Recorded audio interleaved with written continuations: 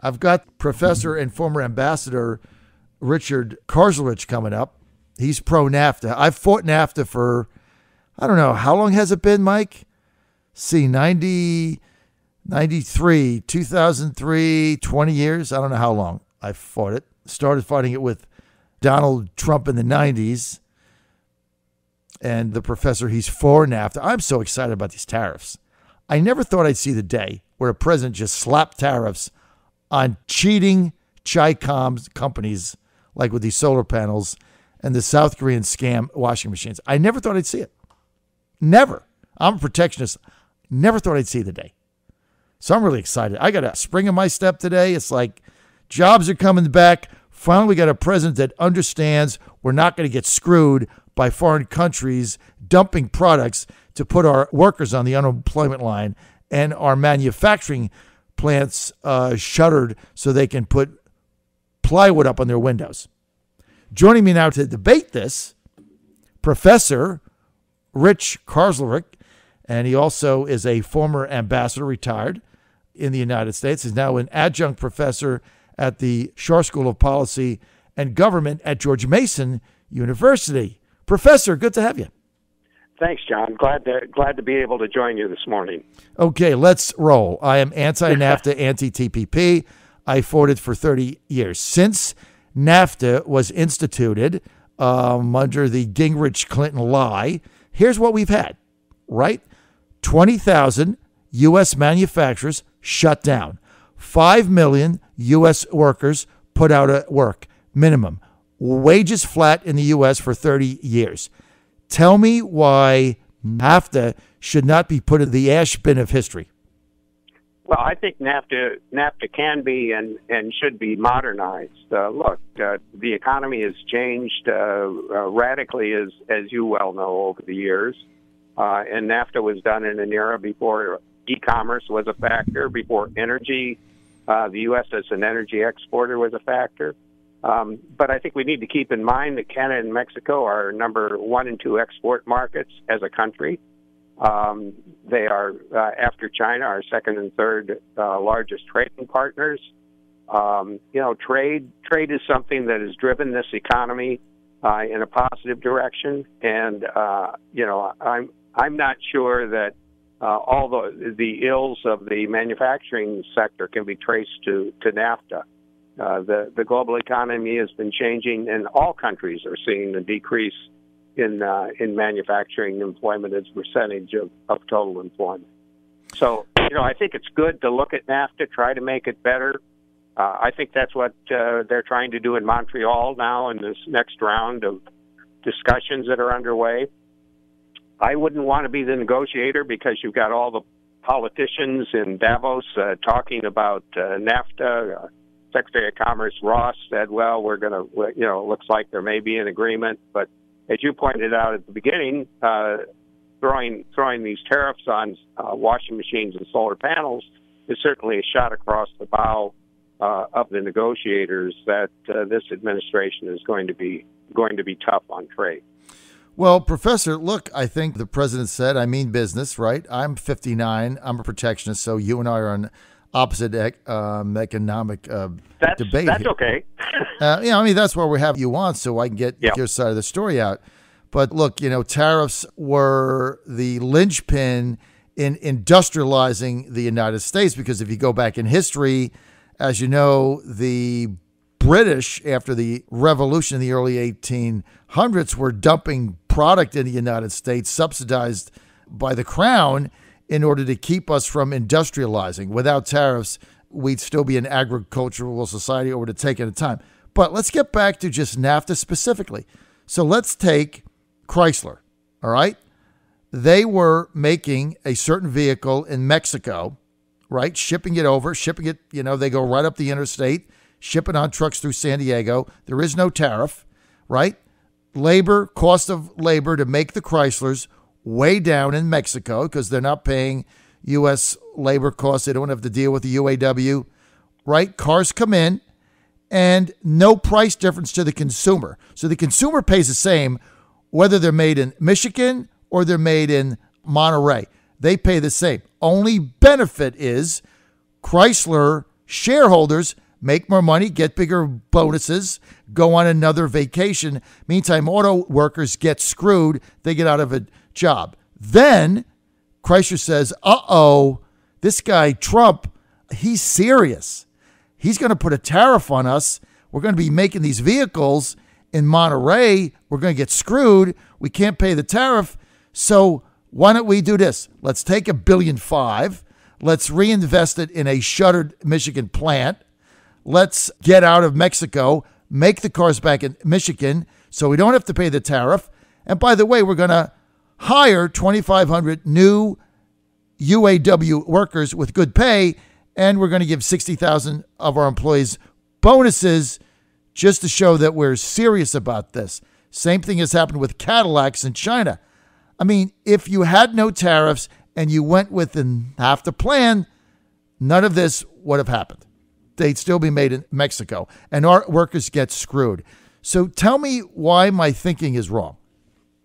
Well, I think that if we left NAFTA and totally pulled out of the agreements that underpin the North American auto industry, the winners are going to be not the U.S. but China, because China's going to be ready to fill in the gap to try to replace the trade that was taking place between the U.S. and Mexico and U.S. and Canada in auto parts. That's not going to change. And I think what we should be looking at is how can we strengthen the auto component, which is just one. I mean, you can put agriculture in there, and as I said, I think energy ought to be in there as well. But, I'm not going to, I can't argue the point about a particular industry in a particular place in the United States. This is an agreement that covers 3 countries across the boundaries. And you have an auto trade that's now built on components that are moving among the 3 countries, producing final products in all 3 countries, and automobiles that are competitive. I don't know why we'd want China to have an in the North American market, because we haven't been able to figure out a way to modernize auto trade. The Canadians and the Mexicans have said, okay, we're prepared to talk about the content requirement that the U.S. is insisting on for cars. That's negotiable. They're also prepared to look at, revisiting the overall NAFTA agreement to make sure it's functioning properly. That's negotiable. But I think to believe we're going to go back to 1800 or, God forbid, the 1930s when protectionism and high tariffs were part of the reason we ended up in the Great Depression, I think that would be a major mistake. Focus on how can we make it better, because this is a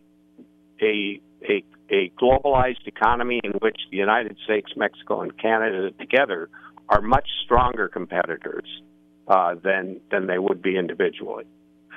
My last point is there are implications beyond this, too, that we should consider, particularly in the area of security. We're trying to get Mexico to cooperate with us across the board, whether it's on drug trade, immigration, and all. If we blow the agreement up in the months preceding the Mexican elections, we're going to end up with a worse situation on our borders than we have today. So I think we need to look at this in a broad sense. The farmers in where I come from, the Midwest, are going to be very, very much concerned about NAFTA going away, because they will see the markets in Mexico and Canada disappearing for their egg look, Professor Kauzlarich, I mean, let's just talk facts here. I mean, I get the overall economic, white paper position you're taking, but let me just give you some facts, all right? I mean, because you say, well, China's going to fill the void. Void of what? Deficit with China, 2016, $350 billion. For our listeners that don't know, the trade deficit means they trade $350 billion stuff that comes into the United States more than we send there. Canada, $11 billion. Mexico, $63 billion. Japan, $70 billion. Germany, $70 billion. I mean, this is our trade deficit. You add the entire thing up, I mean, it's over $500 billion. So when you say, well, who's going to make up this gap? I don't know, maybe American workers will. Then you talk about Canada. Canada is dumping timber in the United States under the guise of NAFTA, subsidizing timber, dumping into the United States, putting our lumber industry out of work, okay? You go to Home Depot, you're buying Canadian timber that the government is subsidizing. I mean, how does that protect the U.S. economy or the U.S. worker? Then they're doing the same thing with milk, all right? So the Canadian government subsidizes the dairy industry, so then you can ship milk in through Canada under the NAFTA protections without a tariff that the government is subsidizing, which are to the detriment of our dairy farmers. So when you say NAFTA's got to be improved, I mean, maybe the first thing to do is get rid of, I mean, how do you monitor when governments like the Chi-Coms want to subsidize industries like dumping steel and aluminum into the United States to put our steel workers out of work? I mean, I don't know how you reconcile all this. Well, one thing you do within NAFTA is to make sure you have a very strong dispute settlement mechanism. Look, there will be disputes inevitably. NAFTA is not going to eliminate policies that governments follow within NAFTA on their own for whatever reason that other partners will consider subsidies. But what I don't understand up to this point anyway is the idea that somehow it's in the U.S. interest to pull the dispute settlement mechanism out of NAFTA when that's been the thing that's protected American industry from the very stuff you've been talking about. I wrote a piece back in December where I made a very, very strong case for keeping the investor state dispute settlement mechanism in NAFTA because American companies benefit from that more than Mexican and Canadian. So there will be disputes, but there are ways of dealing with that. But if you pull this out and destroy the agreement, how are you going to address those disputes? And, the world of trade is not one where every country has absolutely perfect balanced trade with every other country. It's a dynamic situation. It changes over time. I suspect that China's current dominant position is going to change too as India grows, as China ages, as the shift in the Chinese economy goes from an export-driven sector to a more emphasis to a more domestic emphasis. This is not a snapshot that we take at one point in time and hold it forever. This is a moving picture, and that's why an agreement like NAFTA, modernized with dispute settlement and reviews of the provisions, is the way that's going to predict our interests. Virginia itself has a lot to gain from a strong NAFTA, and particularly the Port of Virginia, down where you are. It's a very, very important provider of traffic for NAFTA-related shipments. Hampton Roads is number 7, according to the American Association of Port Authorities. There's going to be a direct impact if the agreement is blown up and we pull out and we retreat to tariffs. American trade, American jobs are going to be impacted immediately. Well, okay, Professor Kauzlarich, I get where you're coming from, and like any agreement has to be looked at and modernized. But it's very difficult to take when you say that it's going to have a positive impact on American jobs when you look at the results of NAFTA. 5,000 companies gone. I think I said 5 million. I was mistaken. 20 million U.S. jobs estimated gone from NAFTA. Just gone. I mean, they don't exist. I mean, the other day over the summer, I was at a baseball tournament with my son in Rochester, New York, and we had to go through downtown to get to the baseball fields. And we drove, I guess, 8 miles in Rochester, and 7.9 of the 8 miles were factory after factory after factory after factory that were shut down, all as a result of NAFTA. And you look at the trade deficit we have with Canada and Mexico, and it's big numbers. I mean, you say the trade deficit doesn't matter, but our trade deficit globally was $600 billion. I mean, that's a tremendous number. I think we're being raped, and I think it's costing us jobs. And the whole argument for NAFTA, Professor, is very difficult to debate with facts, because the facts are in. When Ross Perot was running for president, and I didn't vote for him at the time, he said, you're going to hear this great sucking sound. I mean, that's what you've heard. So, I mean, it's like the facts are in. They didn't bear out. Nothing that Newt Gingrich and Bill Clinton said, or the Republicans, or the Heritage Foundation, or the Cato, all these people that are funded by the cheap slave trade labor network, none of it has panned out. I mean, the facts are in. It's been a disaster. I don't know how you argue the facts. Well, we can cherry pick our facts to make our point, but I will just say that there are among the facts, about 342,000 jobs in the Commonwealth of Virginia that are supported by U.S. trade with Mexico and Canada.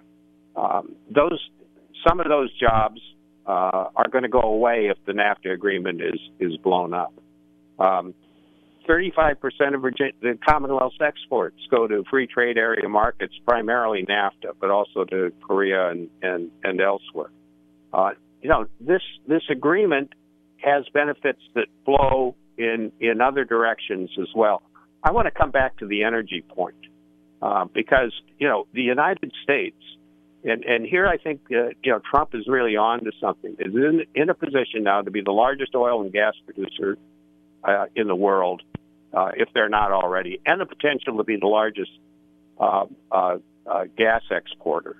The new Mexican government, it's been there for several years now, but the president has relaxed the rules on foreign investment in the Mexican energy sector, which has allowed American companies to have a foothold in Mexico that they haven't had for almost a century.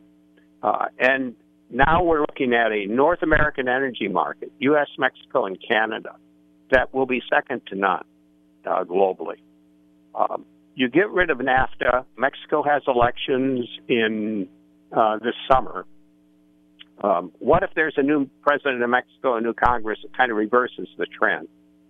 So suddenly the progress we've made in Mexico and the markets that potentially we have, especially for gas in Mexico, are affected by tariffs and the kind of response that you would expect to come from both Mexico City and Ottawa to this agreement going away. We're worse off than we were before, and I think that back.